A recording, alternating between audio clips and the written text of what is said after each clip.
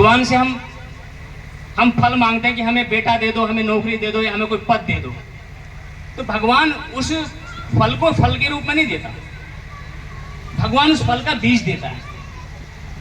ये ले जाओ बीज।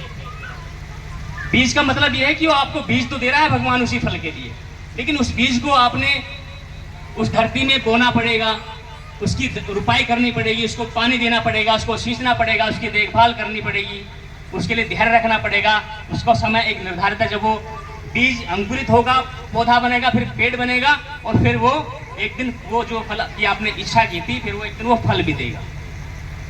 तो जो भगवान से आपने मांगा वो उसने दिया, लेकिन उसने कहा कि इसमें तुम्हें अपने कर्मों की, अपनी मेहनत की सिंचाई, निराई, गुड़ाई सब करनी पड़ेगी, तब तुम्हें जाकर के वो फल मिलेगा।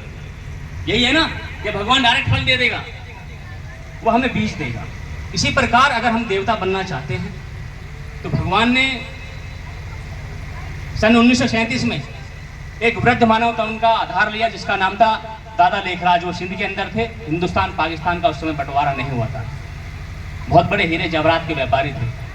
तो उन्होंने अपना सब कुछ छोड़ छाड़ के पूरी धन संपत्ति ब्रह्मा कुमारी विश्वविद्यालय को समर्पित कर दी, और उन्होंने माताओं को माध्यम बनाया।